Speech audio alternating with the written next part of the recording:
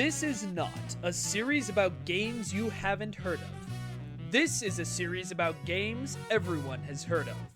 Games that everyone has an opinion on, regardless of whether they've played them or not. Games whose actual qualities have been buried in a narrative, whether good or bad. Games that everyone always makes the exact same comments about. Games that are in desperate need of a second opinion.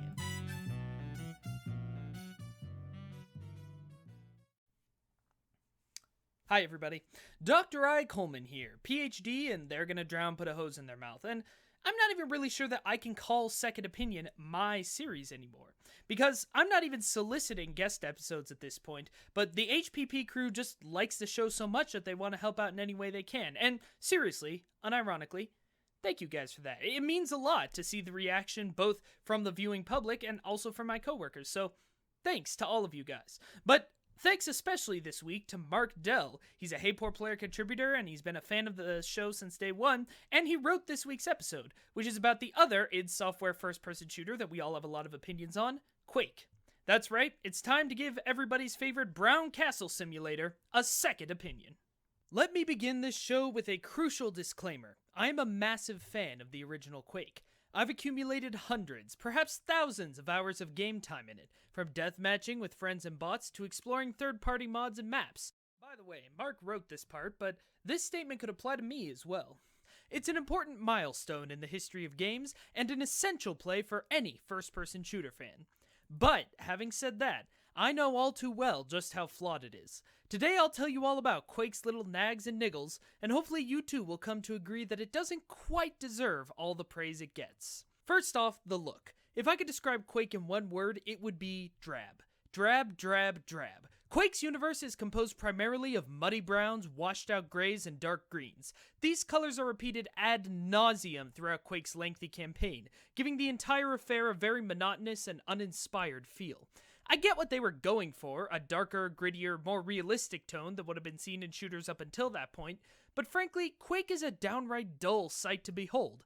Compare Quake to another shooter released roughly around the same time, Duke Nukem 3D. Yes, Quake and Duke are destined to be compared to one another for the rest of linear time, but it's not an unreasonable comparison. Duke Nukem 3D may have utilized outdated sprites and a more primitive engine, but Duke's world was far more interesting and colorful than anything dreamt up by Romero and his team of intrepid cohorts. Duke had lunar bases, strip bars, movie studios, submarines, even restaurants. Quake had dark corridors, and more dark corridors, interspersed with the occasional nugget of truly inspired architecture. The game seldom tries to emulate a real-world location. The closest it ever gets is molding arenas on vaguely castle-like or dungeon-like groups of rooms and hallways. Granted, abstract architecture had been done frequently in prior games, but by the time Quake was out, it was already looking far less special and interesting. All too samey, and not at all clever or striking.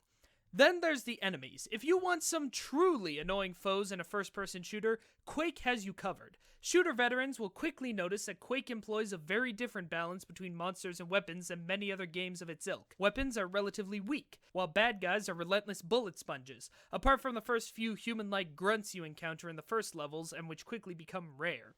Eschewing the larger hordes you'd frequently encounter in its predecessor Doom, Quake often has you battling it out one-on-one against one of its many aggressive adversaries. These guys generally don't go down easy, and often don't stop their attack even if they're taking damage. You'll know exactly what I mean when you go up against the in-your-face Fiend, or the living tank that is the Death Knight. Both can rip you apart in seconds, and both simply don't know when to quit.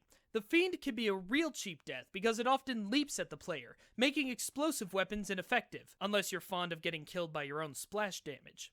Why use explosive weapons, you're probably asking? More on that in a moment, but I still need to cover some of the other jerks Quake pits you against. The worst offender is easily the Ogre, who chainsaws you when you're up close and lobs grenades when you're in sight but too far away for a melee attack. Not only are they fairly common, but they're often placed on high ledges or balconies so that they can rain down an oppressive barrage of grenades on players, maximizing their annoyance factor. Along the way, you'll encounter Vors. No. Just no. I know the clever comment you want to make, but just don't.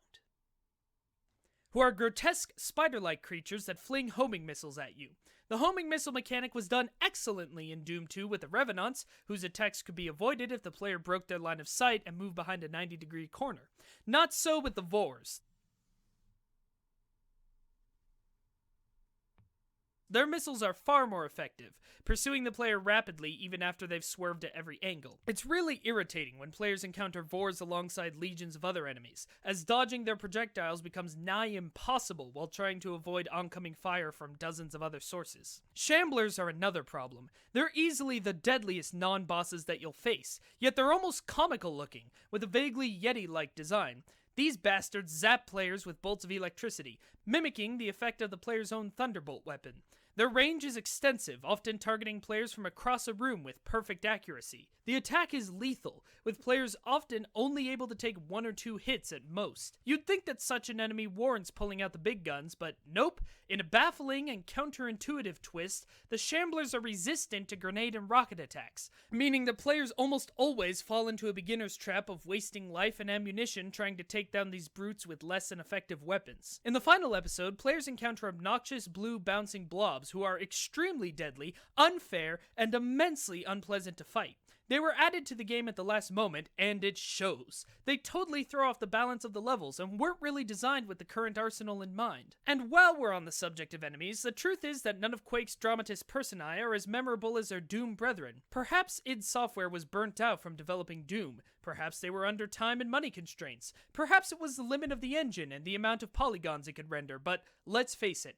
Everybody remembers the Cyber Demon, but nobody really cares about Cthulhu or Shub-Niggurath. Earlier on, I mentioned how the weapons were weak. Not only is this true, but they're rather unbalanced and unsatisfactory to use. Remember how great the Super Shotgun was in Doom 2? Remember how it was pretty useful far into the campaign against all but the toughest of enemies? Remember the pleasant clickety-clack of reloading it, and how forceful and impactful it felt?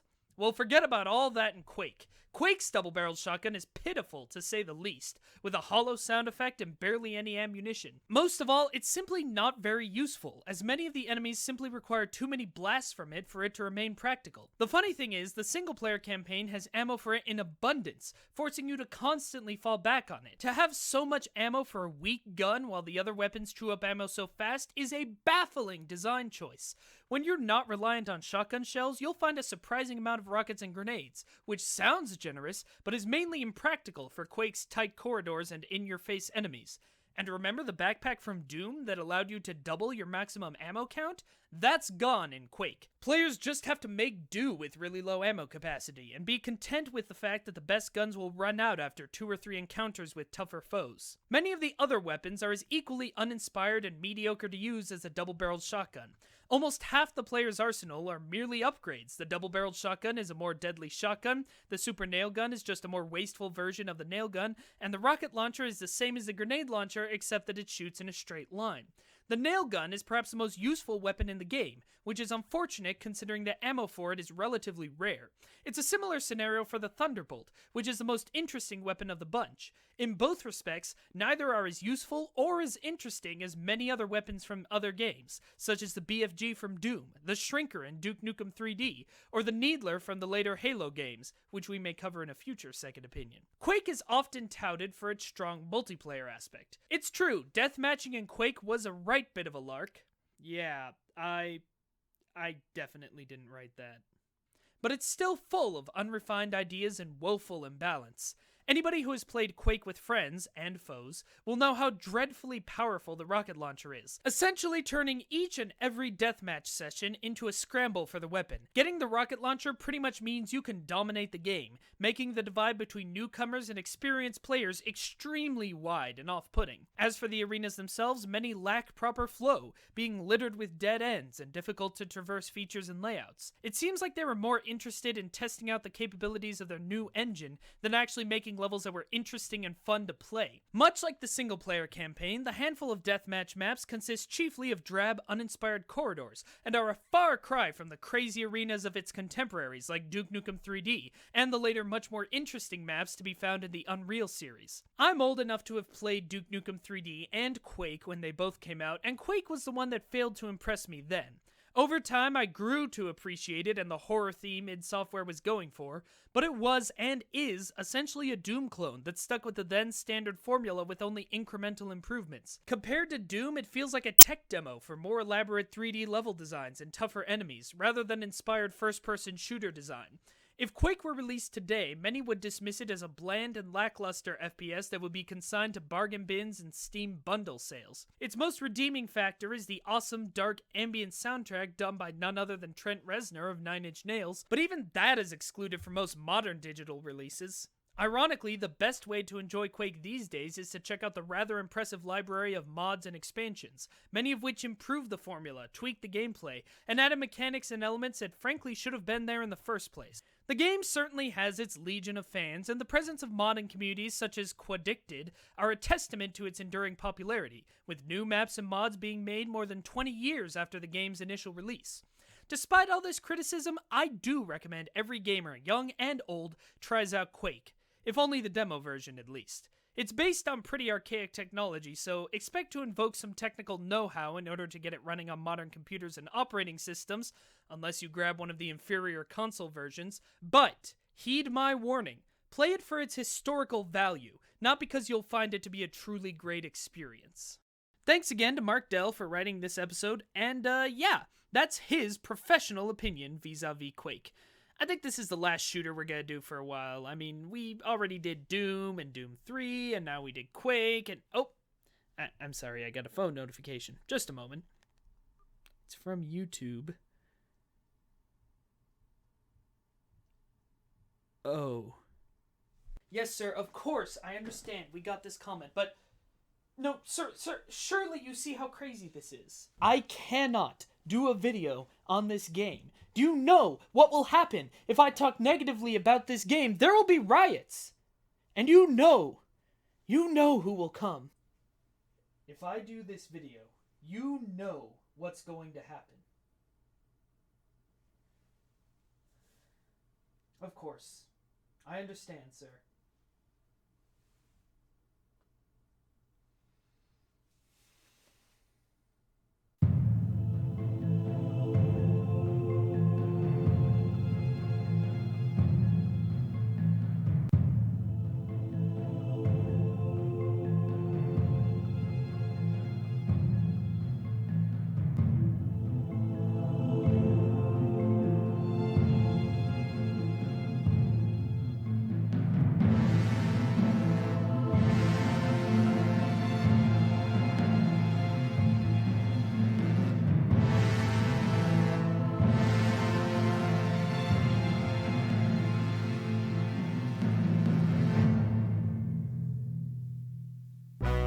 Thanks for watching this episode of Second Opinion, and thanks again to Mark for writing it.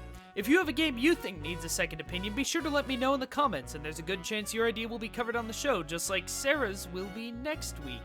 New episodes go up every Friday night. If you want to see more work from me and the rest of the talented Hey Poor Player team, be sure to subscribe, follow us on Twitter, or check out HeyPoorPlayer.com, where I do a lot of reviews. If you know someone you think would like the show, please tweet about it or share it on Facebook, or just spread the word. Every extra view proves the show is viable and ensures that I can make more episodes. Until then, stay professional, stay opinionated.